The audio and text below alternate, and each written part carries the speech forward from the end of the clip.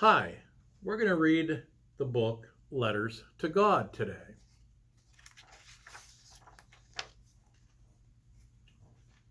This morning I woke up excited. My fishing trip with Grandpa was only 2 days away. I had to find my special compass that he gave me. It helps us find the hidden lake where we catch the big fish. That's why it's so important that he finds this compass. So he looked and looked, but I couldn't find it. You need to clean your room or no trip this weekend, Mom said, but I had to find my compass. Dad always said that if I have a problem, I should talk to God about it. Hey, God, can you please help me find my compass? I waited, then I looked some more. I still couldn't find it. I thought maybe God didn't hear me, so I decided to write him a letter. Everyone likes to get mail. Dear God, I need your help. I have to find my special compass that Grandpa gave me.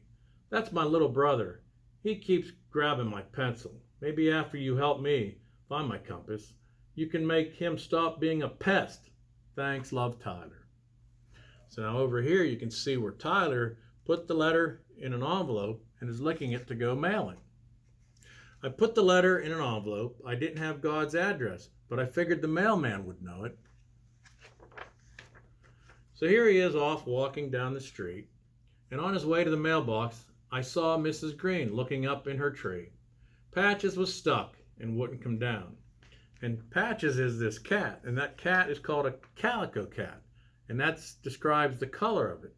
It's got the 3 different colors, and it's called calico. I told her she would write a letter to God and ask for help. That's a very good idea, she said. So he went ahead and pulled his letter out and wrote, P.S. One more thing, God. Please help Patches get down from the tree. He looks really scared.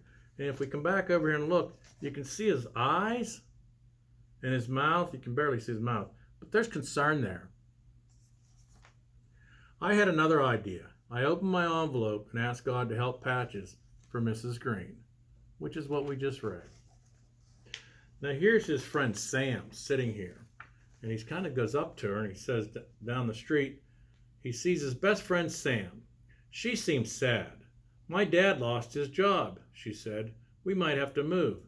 I told her maybe God could help and that she should write him a letter. Since I was on my way to drop off my letter, I opened it again and added a note for Sam. P.S.S. Hi God, it's me again. Please help Sam's dad remember where he left his job. Thanks. Now, when I first read that, I didn't quite understand what that meant. Please remember where he left his job. But then I realized that she said he lost his job and he needed to find it. So, little pun there. Now, here's the mailbox where he finally made it to the mailbox. Just before I put the letter inside, I saw a big rainbow across the sky. I think God put that in there just for me. Opened up his letter again, P.S.S. Thank you for all the pretty things you give us to look at, like that rainbow. So here he is, made it to the mailbox after seeing Patches, Mrs. Green, and Sam, and he added all that stuff in there to his letter. He's ready to mail it, so he puts it in the mailbox for God. Now on the way home, I saw Sam kicking a soccer ball with her dad. They were laughing and having fun. So that was kind of nice for him to see that they were out there having fun, kicking the soccer ball around. And Mrs. Green was hugging Patches. Now that Patches has a whole different look on his or her face. His eyes are closed. She's giving him a big hug. And he's got a big smile on his face. So that's nice to see. Now, when I got home, I still had to clean my room, so I cleaned, and guess what I found? My compass. I was so happy I decided to write God another letter. Dear God, I guess if I had listened to my mom and cleaned my room, I would have found my compass earlier, but then I wouldn't have been able to write you about Mrs. Green and Sam. Thank you for letting me find my compass, and for Sam getting to spend time with her dad, and for helping Patches out of the tree. And about my little brother. I guess some things Take more time. Love, Tyler. I think I'll write you again tomorrow. So here's Tyler out with his grandpa, and they're finally out fishing, and here's his compass. And do we remember what he needed the compass for? To find his way to the lake where they were going to fish.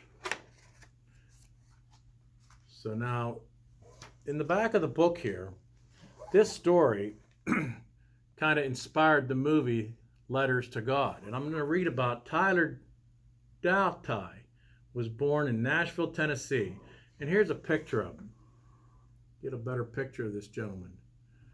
And this boy tells the story about how this story was written. And I'm going to read it to you. Tyler Doughty was born in Nashville, Tennessee, September 23, 1995. He was a loving and much-loved son, brother, and friend with a huge heart for God. He excelled at soccer, but enjoyed all sports, outdoor activities, and games. Tyler prided himself in academics and was involved in the Cub Scouts and Awana, which I don't know what that means, but it's AWANA. He wanted to be a carpenter like his father when he grew up until he saw a professional soccer player, Landon Donovan, on the cover of Sports Magazine and learned that he could get paid to play soccer. Now that was his true love.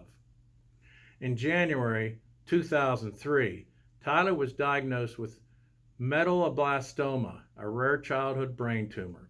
He bravely underwent treatment and surgery to remove the tumor, but after a short remission, he passed away on March 7, 2005. Now that was almost 16 years ago, about 15 and a half years ago. While boxing things up from his room more than 2 years after Tyler's death, his dad Patrick found letters that his son had written to God while he was ill. Tyler's story and these very special letters became the inspiration for the film Letters to God. Tyler is greatly missed, but his legacy lives on through the story about childlike father and his trust in God. So we want to make sure that we all trust in God just like Tyler did. So thank you for listening to the story today. Letters to God.